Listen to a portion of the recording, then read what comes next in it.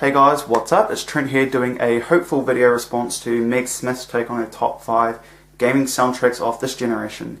And I really do reciprocate a lot of your ideas. A lot of your choices that you made were spot on, and I'm not going to be making any of my top 5s based on yours, so mine are my own, even though I did agree with a lot of yours. Before I do though, your video also really got my head thinking about the quality of soundtracks.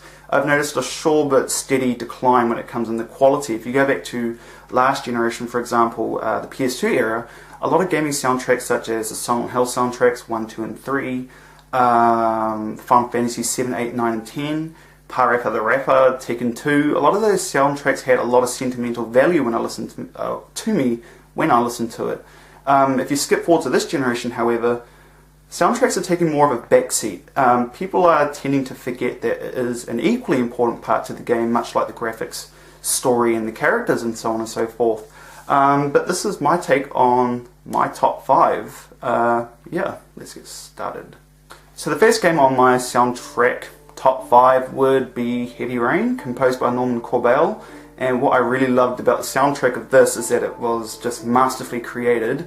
For example, when during the first 5 minutes of the game, you go into Ethan's house and they play like this version of Painful Memories, and it's one of those rare instances in which I felt like I was hooked emotionally. Like, it's only a minute and a half long, but that small snippet, that really somber, melancholic feel that I get from Painful Memories is like lightning in a bottle. Like, it never comes, and when it does, it's just like and my second favourite is Lauren Winter's main theme. It just has like this graceful yet wistful and a really yearning feel to it. It's just hard to explain, but I really do love the Heavy Rain soundtrack with every fibre in my body, and I really cannot live without it.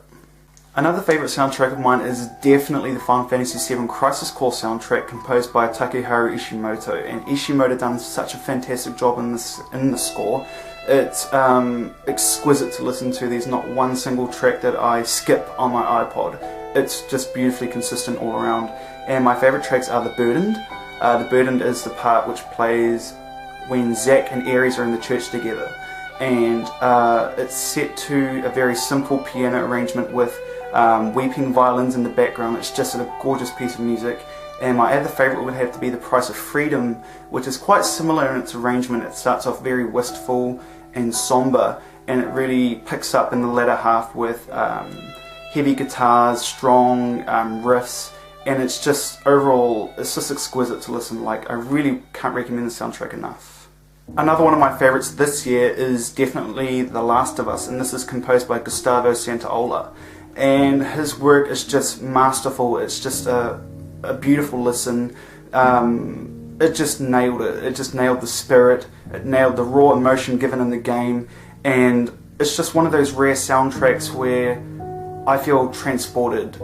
It just takes me back to that time where I was doing this in the game or doing that in the game. It's just one of those rare cases, and my favourite tracks in this is definitely The Last of Us, the title track, and The Way It Was. It's just simply magnificent, and I'm pretty sure you already listened to this. It's just masterful music.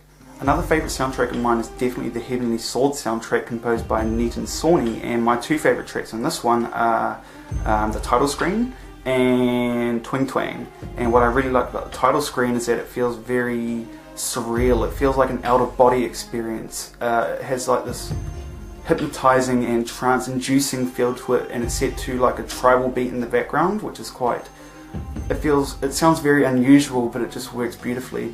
And Twing Twang, which takes me back to using Kai, using the 6-axis motion controller.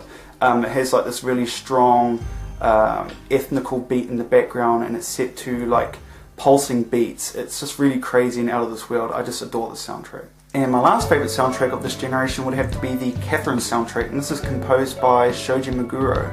And my two favourite tracks on this soundtrack is also Sprach Brooks and Good Morning New Day. Also, Sprach Brooks has like this really relaxed and loungy piano feel to it. It really feels relaxing when you listen to it.